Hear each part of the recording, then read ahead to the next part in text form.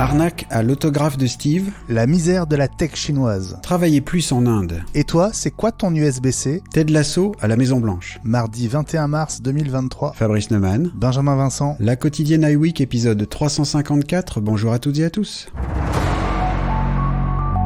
Attention, arnaque potentielle. Vous avez peut-être entendu parler d'un soi-disant autographe de Steve Jobs mis à prix à 95 000 $. Ce document a récompensé les bons et loyaux services de Suzanne Lindberg, ancienne directrice marketing chez Apple. En bas se trouve donc la signature manuscrite du fondateur d'Apple, le tout présenté dans un cadre très simple dont on peut voir une photo sur le site momentintime.com. Le problème, Fabrice, c'est que tu as joint le site directement et tout est devenu beaucoup plus trouble, voire troublant. Effectivement, il n'y avait pas de prix annoncé sur la page web présentant cette photo et juste un bouton disant si vous voulez savoir le prix, cliquez là. Donc j'ai cliqué là, j'ai rempli un petit formulaire en mettant mon adresse email. Je vais peut-être le regretter plus tard ça, mais là où ça a marché, c'est que très rapidement j'ai reçu un premier mail d'une adresse venant, de quelqu'un m'écrivant depuis une adresse aol.com. Alors déjà ça c'est quand même un peu bizarre. AOL, ça fait longtemps que c'est plus vraiment en vogue. Qui me dit, je traduis, Fabrice, si tu veux l'acheter ou si vous voulez l'acheter, donc on ne sait pas, je t'enverrai le document qui te permettra de faire un virement de 95 000 $. Signé Gary. Bon, c'est énorme.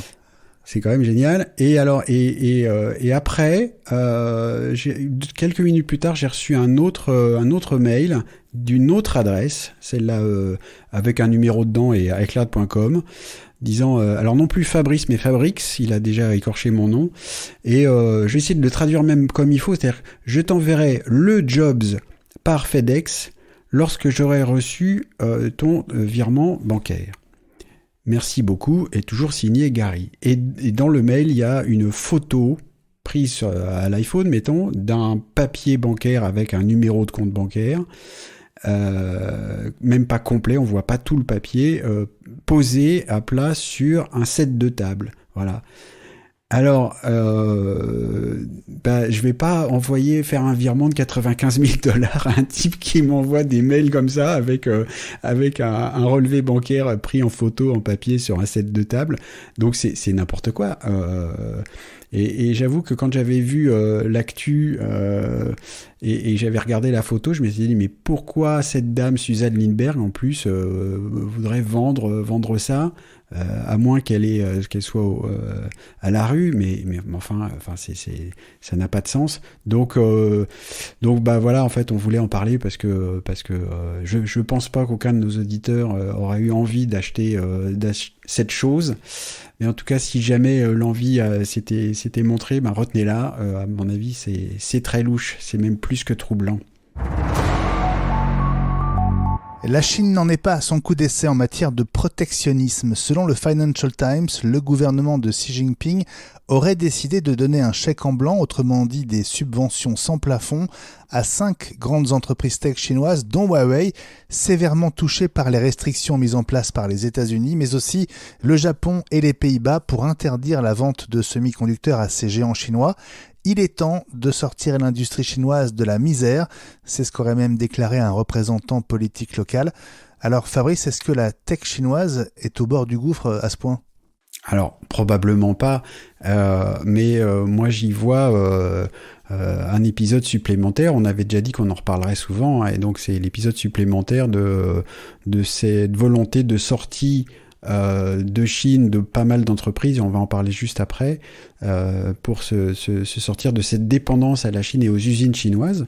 Il semblerait en tout cas que le gouvernement chinois prend ça très très sérieusement pour protéger ces entreprises, ce qui me paraît normal, et que il faut pour eux lutter contre la fuite la fuite de ces grandes entreprises. Alors on va voir ce que ça donne. J'ajouterais quand même que je trouve ça assez presque marrant de voir que le Japon est concerné. Le Japon est aussi très connu pour ses mesures protectionnistes. On est dans un temps dans notre monde là, de plus en plus protectionniste, et c'en est qu'un exemple supplémentaire. Et justement, puisqu'on parle des entreprises de la tech, Apple en tête qui cherche à ne plus dépendre uniquement de la Chine pour la fabrication de leurs appareils, on apprend par Bloomberg qu'Apple et plusieurs de ses partenaires habituels, dont Foxconn, Pegatron et Wistron, feraient pression sur le gouvernement indien pour qu'il assouplisse ses lois sur le travail, notamment pour autoriser les journées de 12 heures d'affilée plutôt que les actuels 3-8. La campagne de lobbying aurait déjà porté ses fruits dans l'État indien de Karnataka, où il serait maintenant possible de laisser les chaînes de fabrication tourner plus longtemps chaque jour, de presque doubler les possibilités d'heures supplémentaires, le tout accompagné de règles plus souples concernant le travail de nuit des femmes. Bref, Apple demande à l'Inde, Fabrice, de faire aussi bien que la Chine en gros. Ouais, aussi bien ou aussi mal, on va dire, hein, parce que du coup, voilà, je trouve ça intéressant de se rappeler aussi que pour que nous ayons le droit nous d'acheter nos jouets souvent très chers, ça implique des règles de travail dans certains pays que nous n'accepterions pas pour nous-mêmes.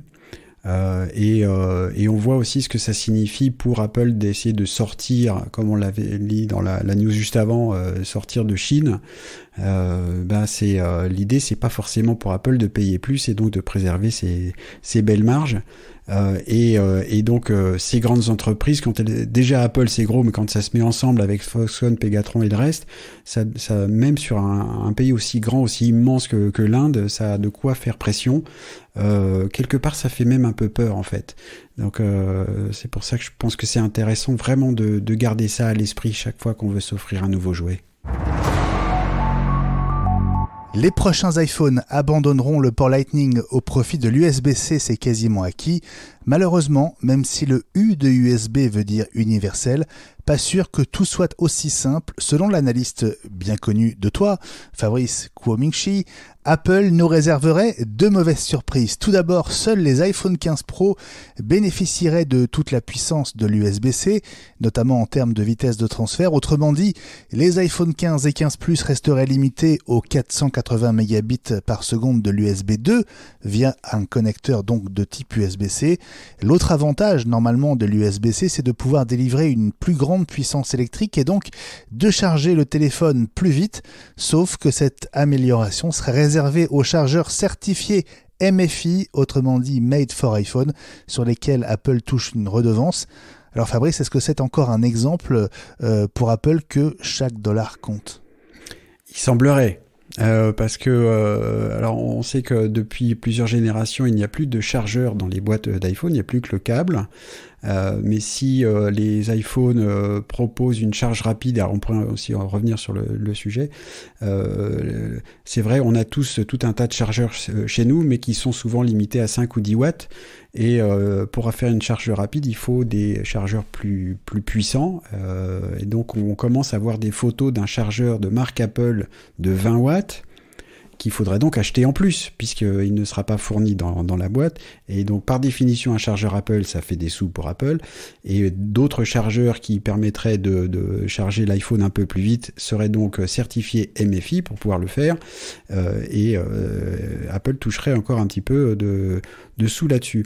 Ce qui m'a frappé aussi, c'est que d'entendre parler d'un chargeur de 20 watts.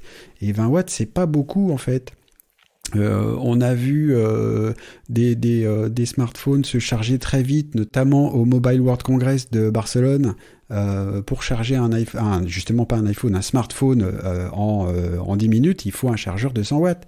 Et là, ce qu'on ne sait pas encore, c'est est-ce que l'iPhone 15 serait capable de supporter un chargeur en tout cas de plus de 20 watts et de plusieurs dizaines de watts, et est-ce que Apple le fournirait, et pour combien, et à quelles conditions, etc. etc. Donc la charge rapide avec un chargeur de 20 watts, ça demandera encore plusieurs heures pour charger un iPhone, donc c'est peut-être moyennement intéressant. Ouais, j'ai par exemple entre les mains un chargeur de chez Belkin qui s'appelle le Boost Charge Pro, avec deux prises USB-C, et ce chargeur délivre 65 watts. Donc on est bien au-dessus des 20 watts d'Apple. Et on est bien loin. Et c'est un des problèmes. Enfin, c'est dommage si c'est réservé aux chargeurs qui sont MFI. Donc ça ne résout pas le problème d'avoir plusieurs chargeurs pour plusieurs appareils, plusieurs chargeurs différents. Ce serait vraiment dommage.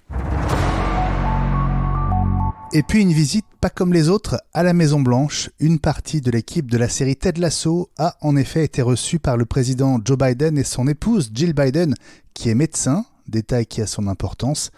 Jason Sudeikis, qui joue le rôle de Ted Lasso, était accompagné de Anna Waddingham, de Brendan Hunt, alias Coach Beard, de Brent Goldstein, alias Roy Kent, et de Toib Jimo, alias Sam Obisanya, pour soutenir la lutte contre les problèmes de santé mentale et de dépression, des sujets qui sont, c'est vrai, brillamment abordés dans la série.